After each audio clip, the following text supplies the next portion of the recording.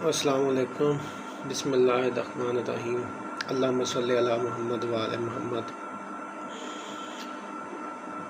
अगर तुसी साडे चैनल इस्लामिक चैनल टीवी नूं सबसक्राइब नहीं कीता, बराए मेहरबानी साडे चैनल नूं सबसक्राइब करो ताकि साडी आउण वाली हर वीडियो तुहाडे तक पहुँच सके। अज असीं गल करांगे 8 अप्रैल नूं जिहड़ा सूरज ग्रहण होण वाला, ਇਹਦੇ ਤੋਂ ਬਾਅਦ ਕਿਹੜੇ ਵਾਕਿਆਤ ਜਿਹੜੇ ਹਿਜਰਤਨੁਮਾ ਹੋਣਗੇ, ਉਹਦੇ ਦੀ ਕੀ ਸੂਰਤ ਹੈ। 8 ਅਪ੍ਰੈਲ ਨੂੰ ਜਿਹੜਾ ਸੂਰਜ ਗ੍ਰਹਿਣ ਲੱਗਣ ਵਾਲਾ, ਇਹਦੇ ਤੋਂ ਬਾਅਦ ਇਸਰਾਈਲ ਤੀਸਰਾ ਹੈਕਲੇ ਸੁਲੇਮਾਨੀ ਤਮੀਰ ਕਰੇਗਾ ਔਰ ਉਹਨਾਂ ਦਾ ਮੰਨਣਾ ਕਿ ਅਗਰ ਅਸੀਂ ਹੈਕਲੇ ਸੁਲੇਮਾਨੀ ਤਮੀਰ ਕਰਾਂਗੇ, ਇਸ ਤੋਂ ਬਾਅਦ ਸਾਡਾ ਮਸੀਹ ਦਜਾਲ ਆਏਗਾ ਜਿਹੜਾ ਆ ਕੇ ਸਾਨੂੰ ਬਚਾਏਗਾ। ਪਰ ਉਹਦੇ ਲਈ ਉਹਨਾਂ ਨੇ ਜਦੋਜਹਿਦ ਪਹਿਲਾਂ ਸ਼ੁਰੂ ਕਰ ਦਿੱਤੀ ਸੀ। ਮਸਜਿਦ ਅਕਸਾ ਦੇ 4 ਚੁਫੇਰੇ ਸੂਗਾਂ ਖੋਦ ਕੇ ਉਹਨਾਂ ਨੂੰ ਬੁਨਿਆਦਾਂ ਤੱਕ ਖੋਖਲਾ ਕਰ ਦਿੱਤਾ ਔਰ ਇੱਕ ਸੁਰਖ ਗਾਏ ਜਿਹਦਾ ਜ਼ਿਕਰ ਅੱਲਾ ਨੇ ਕੁਰਾਨ ਮਜੀਦ ਦੀ ਸੂਰਾ ਬਕਰਾ ਦੇ ਵਿੱਚ ਦੱਸਿਆ,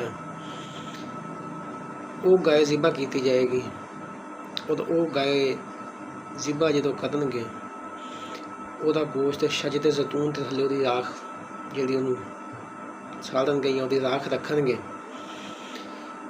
ਉਦੋਂ ਉਹਨਾਂ ਦਾ ਮੰਨਣਾ ਹੈ ਕਿ ਅਗਰ ਅਸੀਂ ਸੁਰਖ ਗਾਏ ਦਾ ਜ਼ਿਬਾ ਕਰੀਏ, ਇਹਦੇ ਤੋਂ ਬਾਅਦ ਸਾਨੂੰ ਤਾਬੂਤ ਸਕੀਨਾ ਇਹ ਜਿਹੜੇ ਨੇ ਮਿਲ ਜਾਣਗੇ।